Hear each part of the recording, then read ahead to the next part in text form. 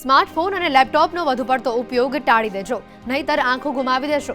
આજે જ અપનાવો આ આદતો અને રાખો તમારી આંખોનું ધ્યાન.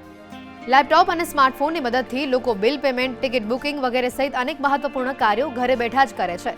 લેપટોપ અને સ્માર્ટફોનનો ઉપયોગ આજકાલ આપણા જીવનનો એક મોટો ભાગ બની ગયો છે.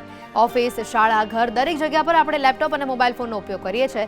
પછી ભલે તે ઓનલાઈન ક્લાસ કરવા માંગતો હોય કે કોઈ કાર્ય કરવા માંગતા હોઈએ, પરંતુ કલાકો સુધી લેપટોપ અને સ્માર્ટફોનનો ઉપયોગ કરવાથી આંખોને ઘણી સમસ્યાઓ થાય છે.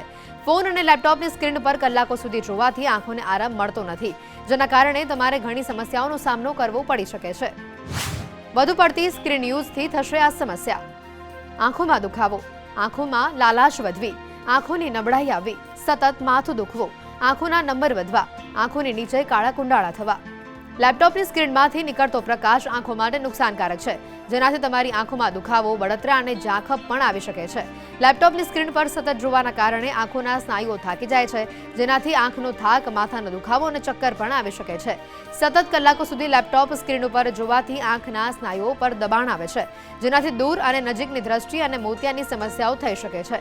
જો તમે તમારા અભ્યાસ અથવા ઓફિસના કામ માટે લાંબા સમય સુધી લેપટોપનો ઉપયોગ કરો છો અથવા તમારા સ્માર્ટફોન પર ગેમ રમવાનું કે મૂવી જોવાના શોખીન છો, તો તમારે આવી સમસ્યાઓનો સામનો કરવો પડી શકે છે. પરંતુ કેટલીક બાબતોને ધ્યાનમાં રાખીને તમે આંખોની સમસ્યાઓમાંથી બચી શકો છો. જેમ કે કલાકો સુધી લેપટોપનો ઉપયોગ કરવાનું ટાળો, સ્ક્રીનથી અંતર રાખો, બ્રાઇટનેસ ઓછી રાખો, ચોક્કસ અંતરે વિરામ લો, ચશ્માનો ઉપયોગ કરો. આપે લેપટોપ કે સ્માર્ટફોનનો ઉપયોગ કલાકો સુધી કરવાનું ટાળવું જોઈએ. બને તેટલો ઓછો ઉપયોગ કરો. લેપટોપ અને સ્માર્ટફોનની સ્ક્રીનને તમારી આંખોથી 20 થી 26 ઇંચના અંતરે રાખો. લેપટોપ અને મોબાઈલ ફોનની સ્ક્રીનની બ્રાઇટનેસને ઓછી રાખો, જેનાથી તમારી આંખો પર પ્રકાશ ઓછો આવે.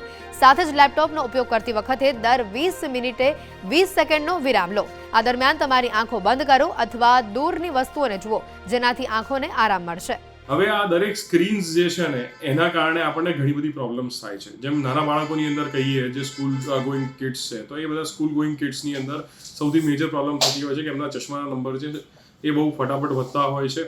એમને આંખોની અંદર ડ્રાય થવાની પણ પ્રોબ્લેમ થતી હોય છે. મોટા લોકો જે છે એની અંદર મેઇન પ્રોબ્લેમ જે છે અત્યારે એ ડ્રાય કે કોમ્પ્યુટર વિઝન સિન્ડ્રોમ અમે કહીએ એ થતો હોય છે. એ લોકો કંઈ બી નાનું આંખની અંદર ખૂંચવાનું ચાલુ થઈ જાય કે પછી આંખમાંથી પાણી નીકળવાનું ચાલુ થાય, તો એનાથી લોકો જે છે ને આંખને મસળવા લાગે છે. અને જે આંખને મસળે ને એના કારણે પણ આજકાલ ઘણી વધારે પ્રોબ્લેમ્સ થતી હોય છે કે આંખ મસળે એના કારણે આંખ લાલ થાય, આંખ લાલ થાય એટલે સોજો આવે, સોજો આવે એટલે ફરીથી આંખમાં કંઈ ખૂંચવા જેવું થાય, એટલે કે વિશિયસ સાયકલ જેવું ચાલ્યા કરે છે. આમાં શું હોય છે કે અત્યારે આ આંખની ઉપરનું જે આ લેયર છે ને એની ઉપર એક પાતળું આંસુનું લેયર હોય. એ આંસુનું લેયર આંખની ઉપર અહીંયા જે ગ્રંથિઓ હોય છે ને, લેક્રિમલ ગ્લેન્ડ્સ કહેવાય, એ ગ્રંથિઓમાંથી આવતી હોય.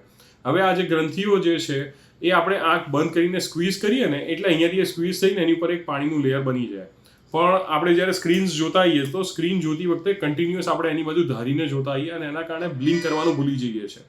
એ જે બ્લિંક કરવાનું ભૂલી જઈએ ને એના કારણે જઈને જે છે એ ડ્રાય ખાસી વધારે વધી જતી હોય છે. સ્ક્રીનને આજના જમાનામાં આપણે અવોઇડ નહીં કરી શકીએ, પણ સ્ક્રીન કઈ રીતે વાપરવી જો આપણે સારી રીતે સમજી લઈએ તો આગળ જતાં બધી પ્રોબ્લેમ્સને જે છે આપણે કંટ્રોલ કરી શકીએ છીએ.